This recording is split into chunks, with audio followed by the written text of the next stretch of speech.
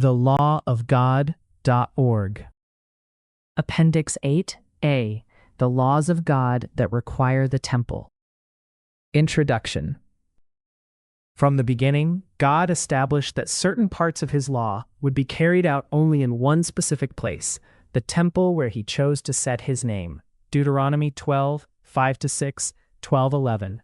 Many ordinances given to Israel, sacrifices, offerings, purification rituals, vows, and the duties of the Levitical priesthood depended on a physical altar, on priests descended from Aaron, and on a system of purity that existed only while the temple stood. No prophet, and not even Jesus, ever taught that these commandments could be transferred to another location, adapted to new circumstances, replaced with symbolic practices, or obeyed partially. True obedience has always been simple. Either we do exactly what God commanded, or we are not obeying. You must not add to or subtract from what I command you, but you should just keep the commandments of the Lord your God that I am giving you. Deuteronomy 4:2. See also Deuteronomy 12:32, Joshua 1:7. The change in circumstances. After the destruction of the temple in Jerusalem in the year 70 after Christ, the situation changed. Not because the law changed, the law of God remains perfect and eternal, but because the elements required by God to fulfill these specific commandments no longer exist. With no temple, no altar, no consecrated priests, and no ashes of the red heifer, it becomes literally impossible to repeat what the generations of Moses, Joshua, David, Hezekiah, Ezra, and the apostles obeyed faithfully.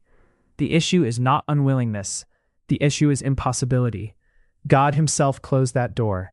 Lamentations 2:6-7, and no human being has authority to invent another. The error of invented or symbolic obedience.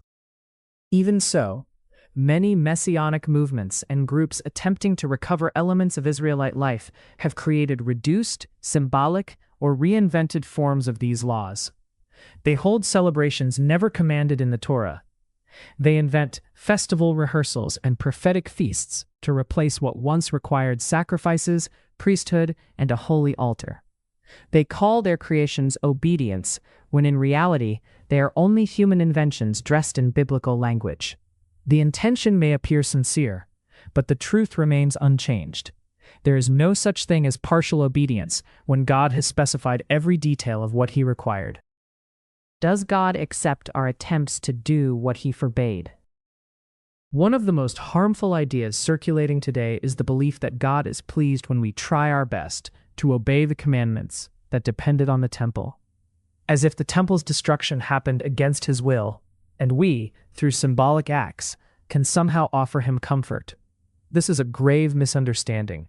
God does not need our improvisations. He does not need our symbolic substitutes, and he is not honored when we disregard his exact instructions in order to create our own versions of obedience.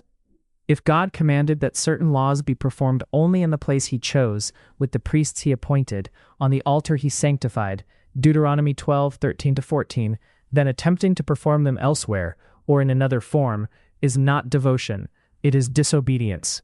The temple was not removed by accident. It was removed by God's decree. Acting as if we can recreate what he himself suspended is not faithfulness, but presumption. Does the Lord have as much delight in burnt offerings and sacrifices as in obeying the voice of the Lord? Behold, to obey is better than a sacrifice. 1 Samuel 15:22. Purpose of this series. The purpose of this series is to make this truth clear. We are not rejecting any commandment. We are not diminishing the importance of the temple. We are not choosing which laws to obey or ignore. Our goal is to show exactly what the law commanded, how these ordinances were obeyed in the past, and why they cannot be obeyed today. We will remain faithful to the scriptures without additions, adaptations, or human creativity. Deuteronomy 4:2, Deuteronomy 12:32, Joshua 1:7. Every reader will understand that today's impossibility is not rebellion, but simply the absence of the structure God himself required. We begin, then, with the foundation, what the law actually commanded, and why this obedience was possible only while the temple existed. This series and many other studies on the law of God can be found on the site, thelawofgod.org. appendix.org.